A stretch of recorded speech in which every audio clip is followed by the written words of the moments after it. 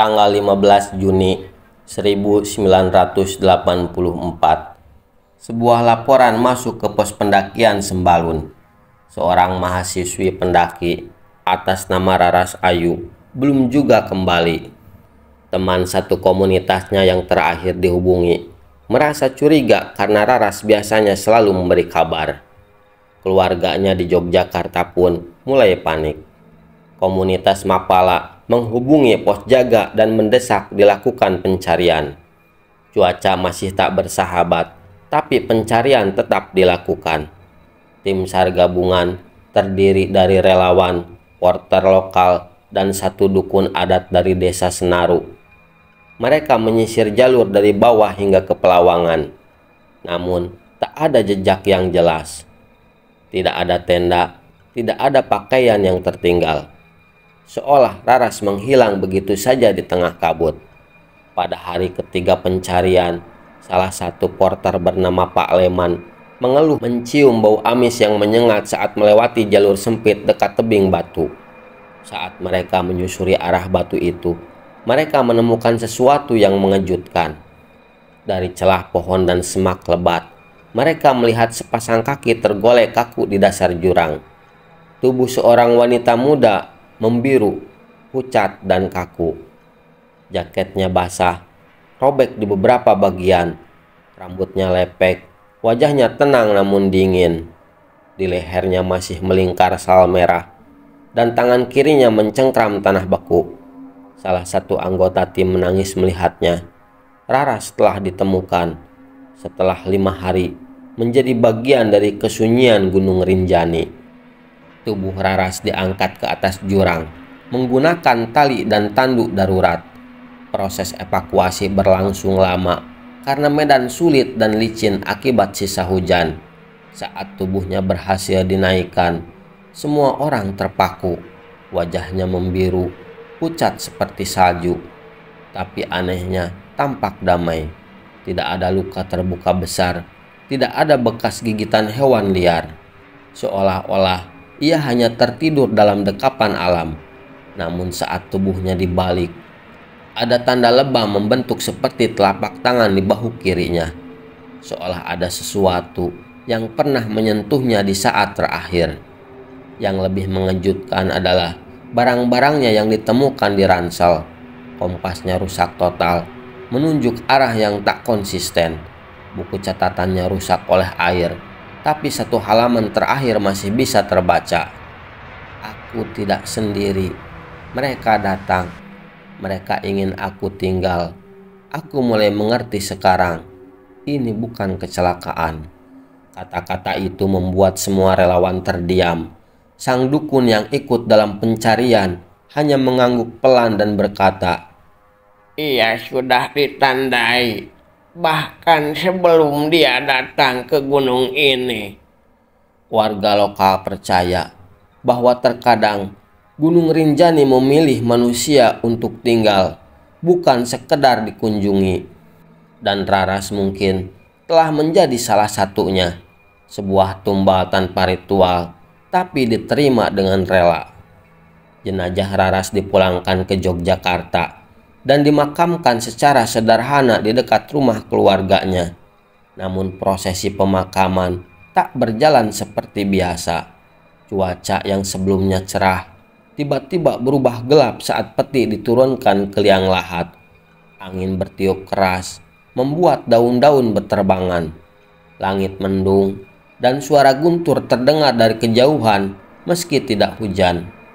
Seorang tetua kampung yang mengikuti prosesi sempat berbisik kepada Ibu Raras, "Anak ibu tidak mati biasa. Dia sudah menjadi bagian dari alam yang lebih tua dari kita." Beberapa orang yang ikut mengangkat jenazah mengaku merasa tubuhnya terasa sangat dingin.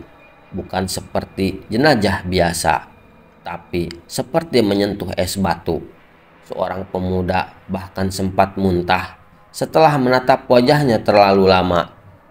"Dia seperti menatapku, seperti masih hidup," ujarnya ketakutan. Malam setelah pemakaman, Ibunda Raras bermimpi anaknya duduk di bawah pohon depan rumah. mengenakan jaket gunung dan sal merah. Wajahnya tersenyum tenang. "Bu, jangan sedih. Aku dijaga. Aku tenang di sana." Sejak itu, keluarga percaya bahwa Raras memang telah dipanggil untuk tinggal di tempat yang sudah ditakdirkan. Ia tidak mati, hanya berpindah alam. Beberapa bulan setelah pemakaman Raras, jalur pendakian Sembalun dibuka kembali. Namun cerita tentang gadis yang hilang dan ditemukan membeku mulai menyebar cepat di kalangan pendaki, terutama mereka yang melintas di dekat jalur Pelawangan. Tempat Raras diduga tergelincir. Sejumlah pendaki melaporkan hal aneh yang mereka alami. Ada yang merasa dipanggil dari balik kabut, ada yang mencium bau bunga melati tiba-tiba, dan yang paling mengganggu, penampakan sosok wanita berdiri membelakangi jalur, mengenakan jaket hijau lumut dan sal merah. Salah satu porter senior bernama Pak Wawan bersumpah melihat sosok itu saat membawa logistik ke Pelawangan. "Awalnya saya kira itu pendaki yang ketinggalan rombongan," katanya. "Tapi saat saya dekati dan panggil, dia diam saja. Pas saya mendekat 5 langkah lagi, dia lenyap begitu saja di depan mata." Cerita serupa dialami oleh seorang pendaki asal Malang yang nekat berkemah sendirian. Ia mengaku bermimpi didatangi Raras yang hanya berkata, "Jangan datang kalau tidak dipanggil." Karena makin banyaknya laporan, warga adat akhirnya menggelar ritual tolak bala di jalur tempat Raras ditemukan. Dukun adat meletakkan sesajen, bunga 7 rupa, dan selembar sal merah di pinggir jurang sebagai simbol bahwa ia telah dijemput dan diterima. Tapi tetap saja tak sedikit yang percaya bahwa Raras belum benar-benar pergi. Jiwanya masih tinggal, terikat oleh kabut dan dingin Gunung Rinjani, sebagai penjaga tak kasat mata bagi mereka yang mengabaikan pertanda. Lebih dari 3 dekade telah berlalu sejak tragedi itu, tapi nama Raras Ayu tetap hidup di antara porter, pendaki senior, dan warga di kaki Rinjani. Ia menjadi semacam legenda lokal, bukan sebagai korban biasa, tapi sebagai tumbal yang diambil oleh kekuatan tak terlihat.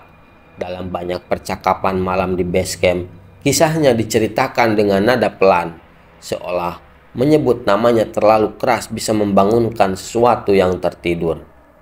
Di antara pohon-pohon tua dan kabut yang turun cepat, banyak yang masih meninggalkan bunga kecil atau selai pita merah di dekat jurang tempat ia ditemukan.